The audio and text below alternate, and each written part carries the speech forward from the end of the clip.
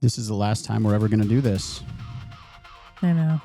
It's the very last one.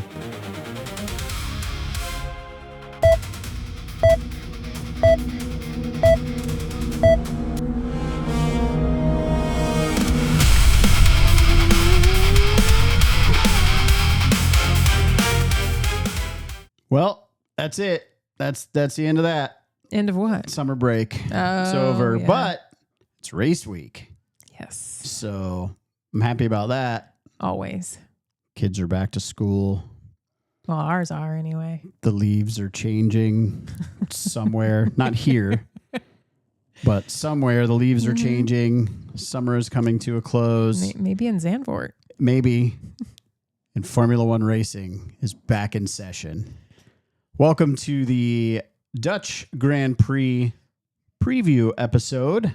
We're going to be talking about the Zandvoort circuit in Zandvoort, Holland, Netherlands. What do they say?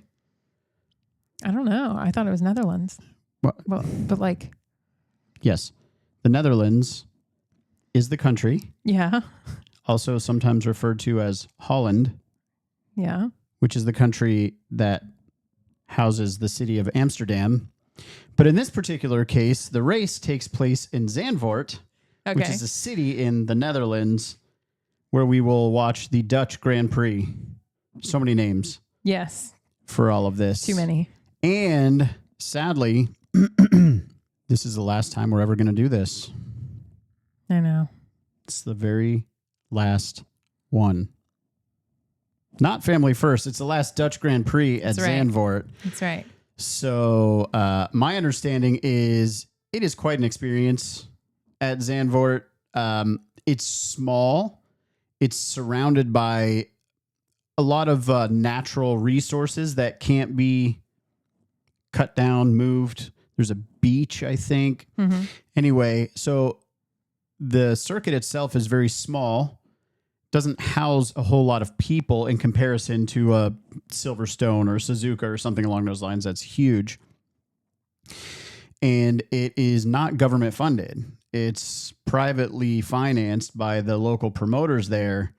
And Formula One has gained quite the level of popularity over the last several years, probably Sure. due to things like Drive to Survive. And, you know, it's kind of made its way outside of Europe and the UK into the United States and some other parts of the world. So Formula One in general has a whole lot more fans than it did 10, 15, 20 years ago. And the rising costs of hosting a Grand Prix are exceeding that of what the local promoters can financially stomach. Gotcha. And as it's not, like I said, government funded, they're kind of getting to the point of like, we just can't do it anymore and no one else is willing to pick it up. But I have heard that it is quite the party at Zandvoort. Like when you walk in there, you can feel your chest rumbling from the music. And like, I've heard it's quite an experience. And well, I'm sad I'm never going to get to experience it. That is sad. Yeah. Because it's Max's home race, which would have been super cool to see. I love the banked corners there. Right. And I just would have liked to have been a part of the experience there at Zandvoort. And I don't know that it's ever going to come back on the F1 calendar, but it would have been super cool to see a race there. Yeah. But before we get too sad, we have one more Yes. race here at Zandvoort. Actually, take that back. We have two more races. That's right. Because Zandvoort. while it might be the last time they will be hosting, this is the first time that they will be having a sprint. It's a sprint race. weekend. Yeah. So, which is really interesting to me coming off the summer break because nobody's done anything for 4 weeks. Right. And the very first race back, they're only going to get one free practice session. Yep. So that's going to be really interesting. And It gets better too. yeah, apparently there's going to be some weather. Supposed to be some weather. Yeah. What's going on there? Well, rain. Okay. Specifically during the free practice and the Grand Prix qualifying. Okay. Which will be after the sprint. No. Free practice and sprint race has the heavy rain. Okay. And heavy then rain. Supposed to be heavy rain. All right. And then the Grand Prix qualifying has some pretty extreme wind. So we're going to go into the weekend with a particular setup, which may not carry these particular cars through the entire weekend, in the sense that if we go into it with a wet weather or high wind aero package, then come Sunday for the Grand Prix, that might not be the setup. Right, because by Sunday, it's all supposed to be kind of dying off. Wind is lower. All right. Rain, drying. Yeah. So it's looking like the actual Grand Prix will be more favorable conditions than all of the racing prior. We could have quite a mix-up with everything, though, given the level and quantity of practice that we're going to get. And I say level, meaning you're obviously not getting good practice for dry conditions if your free practice and sprint quali and sprint race are all in wet weather. Right. Or you mentioned high wind as well, yeah? Yes. And so, where this is also so important, this is not a track where overtaking is very easy to do. Yeah, it's a little narrower. So I noticed. I drove it in the sim, and I'll show you guys that at the end of the episode here. Stick around. You'll see a lap at Zandvoort. Right. So your qualifying position is extremely important. Sure. And like you said, the package that works to get that done might not do well for you in the race. Yeah, it's been kind of compared to how do I say it? Hungaroring in Budapest, as far as its downforce requirement. Yes. And I was kind of thinking, because when I drove Hungaroring in the sim, that was one of those that, we mentioned in the last, I guess in the Hungarian Grand Prix preview, we mentioned that it's referred to as Monaco without the walls. Right. And so I agreed when I drove it. It was, again, I won't drive that circuit again until next year. I didn't have any fun. Right. It is really high downforce. And so Zandvoort's compared to Hungaroring in that same sense, but I don't get that Monaco feeling. Yeah, it is a little narrower, but it's, a more traditional circuit. Yes. And yes, there are some corners that do require high downforce. Let's take a look at Zandvoort here. That's your circuit. Here's your start finish. Coming off turn 14 through turn 1, kind of almost get up to top speed there, coming off turn 14, and that little bit shorter straight through the start finish, and then heavy on the brakes for turn 1, high downforce, obviously. Turn 3 here, and then turn 10 right up here. All pretty high downforce, heavy braking, but they say there's not a lot of straights. And for the most part, that's true. You just have this one long straight here. But everywhere else, in my experience, driving this circuit is, the downforce is necessary, but a lot of it is kind of a lift and coast around some of these corners there up here at the, I think that's 6 and 7 or 7 and 8. I can't remember the circuit or the corner numbers at the moment. But 10, 11, 12, high downforce, 3 high downforce. Everything else is just a little tap on the brakes, if not just a lift of the throttle. And I was able to negotiate those turns pretty nicely. So I hear what they're saying, that it's comparative to Hungaroring. And as you take a look with the two side by side, it kind of makes sense, right? Not too many straights and the higher downforce, but I feel like I was able to stay on the throttle a little longer with Zandvoort and a little less heavy braking quite so much. It's not, to me, it wasn't quite as complex. So if I'm picking the two, it's Zandvoort all day for me. It was a whole lot more fun. And it's one that I would go back and drive again just for fun. Yeah. I learned the corners and had a good time driving it. And it's kind of getting to the point for me now that every time I'm in there, it may take me 10 or 15 laps, but I'll be able to decrease my lap time. I was going to say increase. You don't want to increase your lap time. I was able to decrease my lap. I was able to improve my lap time by several hundredths, which, for me and my lack of experience driving a race car or even a sim racing car, that was pretty good. But I had a good time driving Zandvoort. And, there's 3 heavy braking corners after some long straights. And then you have 11 and 12, which are kind of, heavy braking into 11 and then right back to the left to get into 12. But outside of that, there are some opportunities to get on the throttle and have some good fun with it. I think it's really coming into play with the 2 pitched corners. Yes. There's an 18-degree pitch. Almost like IndyCar, NASCAR track. Yes. So that's where you really need that downforce to help.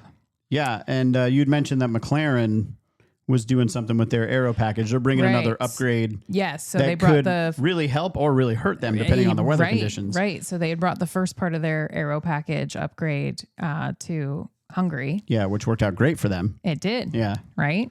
And they're supposed to bring the second part this weekend. Okay. And obviously we saw how it played out for them in Hungary. Lando took first. Right? Lando won, and I think Oscar, if he hadn't had that gearbox failure, he'd have had a good day too. Yeah.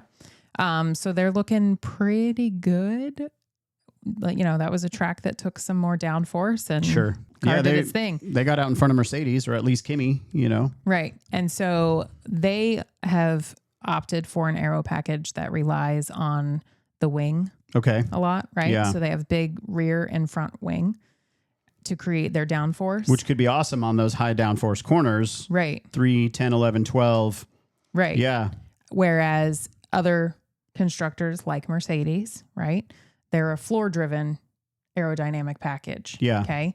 And so when it comes to those pitches, McLaren's going to have an easier time. Whereas for Mercedes, because you need the wind to go under the vehicle at a consistent, it needs to stay pretty even underneath the car. They're using the floor as part of their aero package. Exactly. Yeah. So you hit those pitches and it can cause the car to pitch, go lower in the front, right? Or just push the car down towards the asphalt, compress it down completely. Sure. Right? Bottom out. And so obviously that's disrupting the airflow under the car and you're losing downforce. You get an aerodynamic stall, right? Right. For McLaren, because it's all up top, they're going to have a much easier time in those corners. However, with the wind gusts that are potentially going to be happening during qualifying. Yeah, it's great in ideal conditions. Yes. At that point, if they get hit with a crosswind or something, those wings are going to act like sails. Right. And they're going to lose their downforce and have an aero stall. Yeah, yeah. So it's really just going to come down to weather, I think. Weather? Yes. It's going to come down to weather. Yeah. Yeah. Whether or not. Yeah. McLaren comes out on top on this one. Yeah. Yeah, I guess it's one of those that, any outdoor sport is susceptible to different weather conditions. Golfers, high wind days, obviously they have to correct for that and adjust. But this is one of those things where you're using such a large surface that is reliant on the air across that surface to create the specific pressure systems on either side of the surface to lift or force down the vehicle. And they get to a point where they make their decisions as far as what aero package they're bringing for the weekend. Right. And then if you're going to change that, you come out of Parc Ferme, you take a grid penalty, right? Maybe we're going to go with this package based on what we think, and then the weather changes. There was a race last season where I think Red Bull did that. They set themselves up for a particular weather condition. And we talked about this on a previous episode, and, me being the memory wizard that I am, I can't remember which race it was last year, but I remember being Red Bull specifically that set themselves up for wet conditions and it ended up being dry or vice versa, something along those lines. So, McLaren might set themselves up for ideal conditions as far as their front and rear wings and the downforce required to be successful at Zandvoort. But then if they're getting wind from, strong enough wind from the side of the vehicle going across those different airfoils, that might create the opposite effect that they're looking for. Right. Well, and with the looking like favorable conditions for McLaren for the actual Grand Prix, right, that's great. but they need to get a good qualifying position. Sure. And it's during the qualifying that they could struggle. Yeah, so there's adverse weather conditions, you said, pretty much all through every session up until the actual Grand Prix on Sunday. Right. So Saturday Grand Prix qualifying could potentially be... And it's the Grand Prix qualifying that has the worst wind conditions. Yeah. So, most likely they'll do great in the Grand Prix, but they've got to get there. Sure. In a good position to begin with. And you said relatively low overtake, maybe not as low as a Monaco or Budapest, but relatively low overtake. Yeah, I mean, I think it's extremely low. Yeah. Yeah. Now, I did read, though, that those pitches, with the 18 degrees, it does create additional racing lines. For sure. That they can follow. So the track itself, wow, I didn't take a look at the specifics as far as the width of the track throughout the entire circuit. It felt to me driving coming up on turn 1, turn 2, turn 3, that felt very narrow, but getting to those banked corners, 13, 14, it felt like it opened up a whole lot more. 14's right before that start finish straight. So that might be a great opportunity for overtake mode and making your move there coming out of that last corner before that long straight into the start finish. So yeah, we'll have to see how it goes. What do we think for the podium? Well, I mean, if it's a lot like Hungary, right? Yeah. Well, and I think Barcelona too. It's got some similarities to Barcelona, but that was so long ago now that cars have been changed and cars upgraded. have been changed. So I think it's only fair to just look at the last race that it's most like, which was the very last race. Sure, which is a good sample size, I guess. Yeah. But you mentioned everything has changed. Not only is McLaren bringing that second part of their upgrade package, Aston Martin is also getting their upgrade from Honda. Or is that going to put them fighting more with Alpine and Racing Bulls? Probably I don't know. not. But it's just something else to look forward to. Yeah. Obviously, the upgrade package in Hungary worked well for Aston Martin. Next level for their power unit supposed to be coming now as well. So could see a little bit more improvement there from Fernando Alonso, at least. I never have any faith in Lance Stroll, but Fernando's a good driver. But so if you look at Hungary, the results last race, you had Lando, Max, and Kimi. Okay. You did mention Barcelona, though. I know you said it was a while ago, but who won Barcelona? I don't remember. Lewis. Okay. Yeah. All right. Well, so here's another factor to throw in there. Okay. The temperature.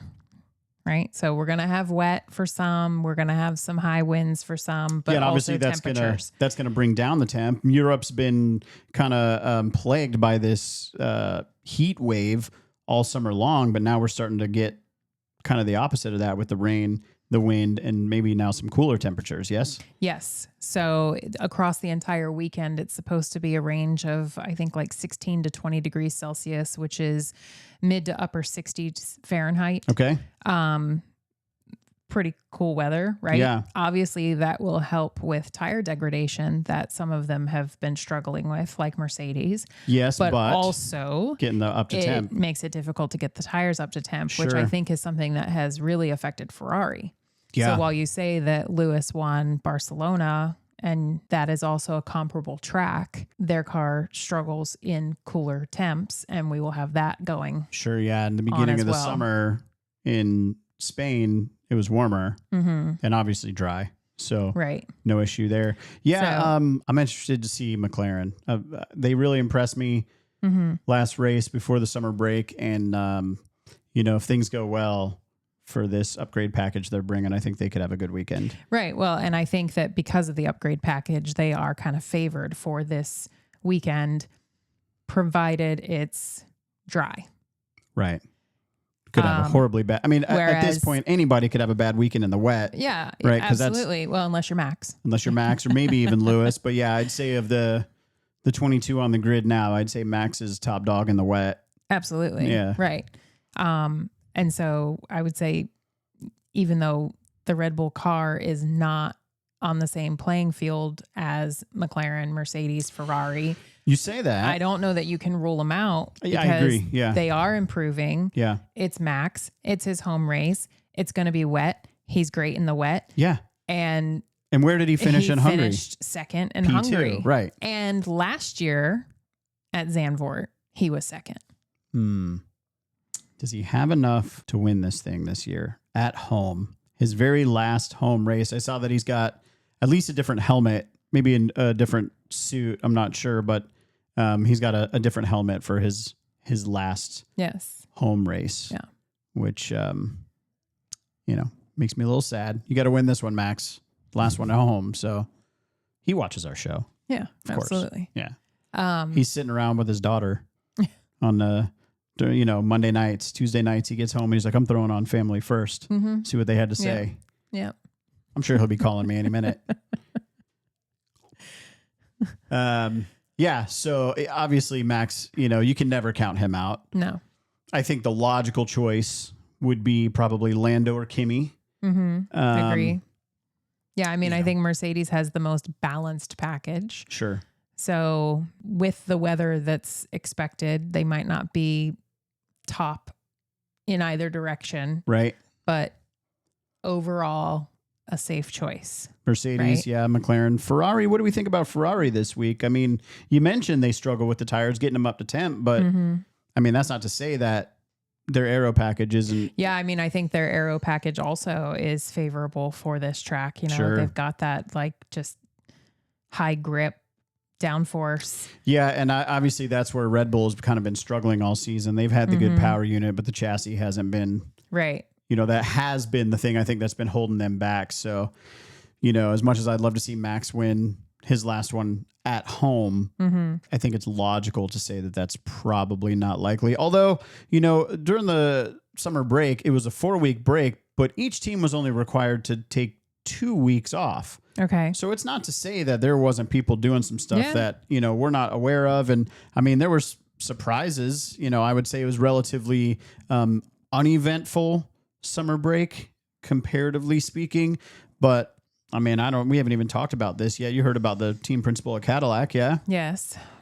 That was a big surprise. That happened. Obviously, there were people working. For those of you that don't know, Graham Loudon's out at Cadillac, no longer the team principal. Marcin Budkowski is now in. And I know this is a little bit of change of subject, but the point was kind of surprises are happening during the summer break, even though we weren't supposed to be working, right? People were doing things. So it'd be interesting to see what other surprises we're not aware of, because apparently Graham Loudon didn't even know he was getting canned because they kept it so on the down low. What else has been on the down low all summer that is going to surprise us? Yeah.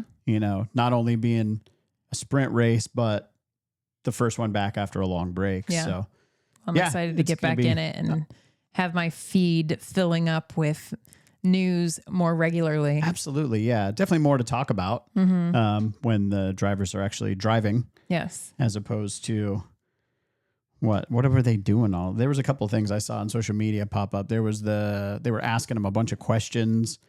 Piastri was able to get through from 1 to 99 when they gave him a number and he could the tell driver's you numbers. The driver's car numbers. Yeah. So that was pretty impressive, but in general, who cares? You know what I mean? Yeah. We want to see racing. So we have 12 more races, 11 more races. 12. What do we do? 11. We got 12 more races potentially. Azerbaijan, I think, is in question because that country borders Iran. And then obviously Qatar at Abu Dhabi at the end of the season. But we did add the Bahrain Grand Prix back in. It's going to be in Malaysia. Yep. And I've heard some talks about maybe using Imola to replace Jeddah. Horribly unofficial. I've just heard, some speculation. But yeah, so I'm glad we're back at it. Yes. I don't think we did a real good overview of everything about the circuit itself. Okay. And I think we've kind of covered everything otherwise. Yeah. So we can talk a little bit about the circuit and then roll into the lap around the circuit, unless you have some more stuff you want to talk about. No. Because I think we made our predictions. We talked about the conditions. How many laps do we have? What's the distance of the circuit? Tell us about that, because you're always you have this steel trap where you remember all these numbers very specifically, and I think it's really impressive. Okay. Well, I think I'm going to really disappoint you this time, actually. You've been so good every time. I do know it's 72 laps. Okay. I've got that one. Yep. Right? I can tell you 1952 is when they started racing here with F1. Yeah, and also fun fact, I don't remember when it stopped. I could do the math, but I'm not gonna. It was off the calendar for 35 years. Really? 35 years, nobody at F1 didn't race at Zandvoort. And then I think it was 2019, it came back, but we talked about at the beginning of the episode why it's no longer going to be on the calendar. Right. And apparently there are some other countries that are financially set up to host, and they're now building circuits so they can kind of get the attention of Formula One and the FIA and say, hey, come here. Okay. We're going to provide this. Sort of like they're building that new one in Madrid that is going to be on the calendar, that is on the calendar for this year. I've heard Rwanda, I think, is a country that's potentially interested in building a circuit or will build a circuit. Something along those lines. So anyway, we're here to talk about Zandvoort. All right. Yeah. Fastest race lap All right. was put up by Lewis Hamilton.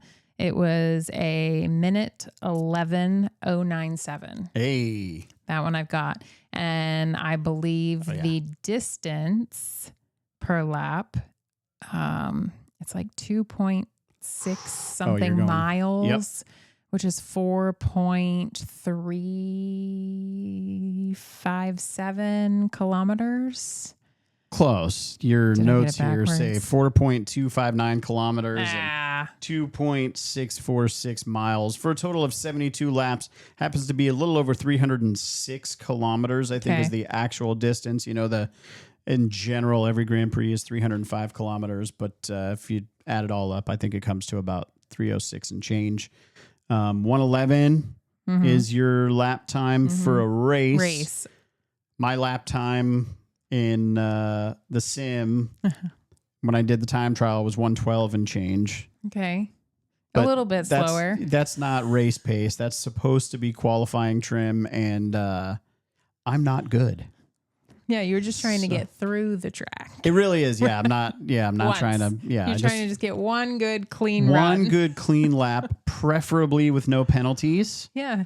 Although it was getting to the point where I was able to stay in track limits, and maybe it wasn't the fastest, but I didn't run into the gravel or the grass or something. So there you go. Success. Yeah. I call it success. Yeah. I'm going to get all kinds of nasty comments online about how slow I am. You're right. Well, that's all right. I didn't get the stats right this time. So it was so close though. It was pretty good. That doesn't count. Listen, you've been on summer break. Oh, okay. So all right. That's right. I'll use that excuse too. Yeah. If the drivers can go on break, why can't we? We did actually. We had said we did the one episode over the break with the mid-season awards, and we talked about how we were going to do more. And I mean, you know how that goes. We didn't. We didn't. Yeah. We can't do that for the winter break. No. We'll have to come up with some fun stuff. Yeah. Anyway, we have a nice stretch here, I think, of maybe there's Zandvoort and then a break, and then there's a nice like long two in stretch. a row, and then we have like 2 triple headers. Yes, because Sepang is added in there for some of that. So that's going to be super cool. I'm just glad we're back to racing. You know, it was nice to be able to wake up on a Sunday morning and just relax before going to work. Yeah, that's true. But I'd rather have the race. Yeah, I missed it. So I think that's it for us for our Zandvoort preview. Did I miss anything? Nope. Good, because I feel like I did. Thanks so much for joining us on this one. Stick around. We're going to jump right over to Zandvoort so you can see what the circuit looks like and watch me drive moderately quick around that. Thanks so much. We'll see you next one. All right, we're here for the very last time at Zandvoort Circuit. Coming around that final stretch, turn 1, Tarzan. And here we go, back to the right, turn 2, Gerlach. Turn 3, Hugenholtz. There's turn 4. And turn 5, Rob Slaughtermacher. Turn 6. And turn 7, Shibla. There's turn 8, Master. Turn 9. Back to the left here for turn 10. Down the second straight. Heavy on the brakes here for turn 11, Hans Ernst. Back to turn 12.